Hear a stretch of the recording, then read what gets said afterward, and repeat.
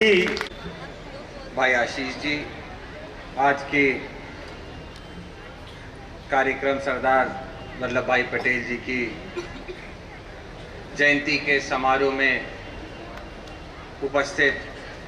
कार्यक्रम के अध्यक्षता कर रहे सम्मानित अध्यक्ष जी, उपस्थित मुख्य अतिथि के तौर पे समाजवादी पार्टी के राष्ट्रीय प्रमुख महासचिव, सांसद और हम सभी के अभिभावक सम्मानित प्रोफेसर राम गोपाल यादव जी, उपस्थित वरिष्ठ अतिथि के रूप में पूर्व कैबिनेट मंत्री एवं टांडा से अंबेडकर नगर से विधायक सम्मानित राम मूर्ति वर्मा जी,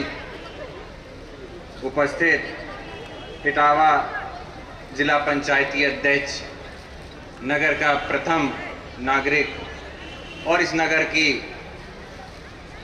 दारोमदार को संभाल रही बहुत बहुत सम्मानित श्रीमती ज्योति गुप्ता जी, उपस्थित समाजवादी पार्टी के जिलाध्यक्ष भाई गोपाल जी, पूर्व सांसद प्रेमदास जी, भाई राजू भाई, उपस्थित संटू गुप्ता जी, पूर्व जिलाध्यक्ष सुनील यादव जी, उपस्थित आशीष राजपूत जी, अल्ताफ भाई, बिट्टू जी और तमाम समाजवादी पार्टी के हमारे पदाधिकारी भाई बिट्टू जी और सभी के जी का मैं सभी लोगों का आज के इस जयंती के समारोह में वंदन करता हूं, अभिनंदन करता हूं। और बड़ी तादाद में आज इस के डिग्री कॉलेज की छात्र छात्राएं यहाँ उपस्थित हैं। सर्वप्रथम मैं अपने नेता और सभी पदाधिकारियों की तरफ से बहुत बहुत सम्मानित हमारे के डिग्री कॉलेज के प्राचार्य जी प्रोफेसर महेंद्र सिंह जी का धन्यवाद देता हूं कि एक बहुत ही अच्छा कार्यक्रम और एक परंपरा को जो लगातार इटावा के अंदर के डिग्री कॉलेज निभाता आया है उसको कायम रखने का आपने काम किया। समय हम लोगों को कम है और ये ठीक भी है कि जब हमारे शीर्ष नेतृत्व यहाँ उपस्थित हो तो हम सब उनको सुन सकें और ज़्यादा से ज़्यादा समय उन्हें दिया जाए। तो कम वक्त में मैं आप सबसे यही कहूँगा कि आज हम सरदार वल्लभ भाई पटेल जी की जयंती मनाते हैं, जन्म दिवस मनाते हैं। हमें याद करना होगा वो दिन भी कि जब इस देश के निश्चित ही, अभी हम लोग जब वक्ता पहले बोल रहे थे तो सबने यही बात कही कि देश के पहले तो प्रधानमंत्री और साथ ही में पहले रक्षा मंत्री के रूप में पटेल जी ने दारोमदार संभाला था। लेकिन एक बड़ी बात इससे ये भी थी कि जब कांग्रेस की सरकार बनी और ये तय होना था कि राष्ट्रपति प्रधानमंत्री इस देश का पहला कौन होगा, तो जो 15 शीर्ष नेतृत्व की कमेटी बनी थी उस कमेटी में से 15 से 13 लोगों ने सरदार वल्लभ भाई पटेल जी का नाम पे हामी भरी थी। 3 लोगों ने वोट नहीं किया था। उसके बावजूद सरदार वल्लभ भाई पटेल जी ने महात्मा गांधी जी से सलाह मशवरा किया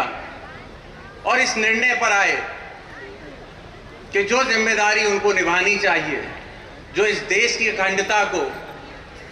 छन छन होने से बचाना चाहिए, जो ये रियासतें थी उन सबको एकजुट करना चाहिए ताकि जो भारत आज हमारे आपके बीच में जो नक्शा है वो नक्शा अगर साकार हो पाएगा तो सिर्फ और सिर्फ उनके कामों की, उनकी मेहनत की वजह से, जिसकी वजह से उन्होंने अपना प्रधानमंत्री का जो इतना बड़ा पहले प्रधानमंत्री का भी पद था उसको त्यागने का काम किया। हमें याद करना चाहिए उनका बलिदान, उनके दिए गए कार्य को, उनकी दी गई सारी हम लोगों बातों को याद रखना चाहिए। अगर हम याद रखते हैं तो उस देश की परिकल्पना हम कर सकते हैं जिसकी हमारे स्वतंत्रता सेनानियों ने कभी नींव रखी थी। आज मैं हमारे नौजवान छात्र छात्राओं से यही उम्मीद करता हूं कि समय समय पर राजनीति बदलती जाती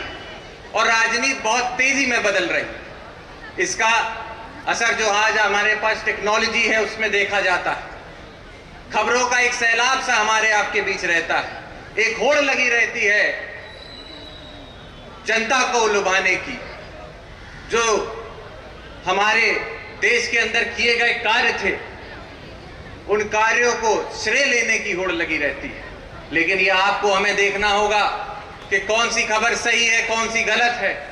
इसका चयन भी हमें आपको करना पड़ेगा। आज ये स्थिति है कि खबरों के नाम में झूठ परोसने का काम कई संस्थाएं कर रही हैं, लेकिन कौन सी खबर सच्ची है, कौन सी झूठी है, ये आपको हमें देखना होगा। आज ये देश एक ऐसे मोड़ पे खड़ा है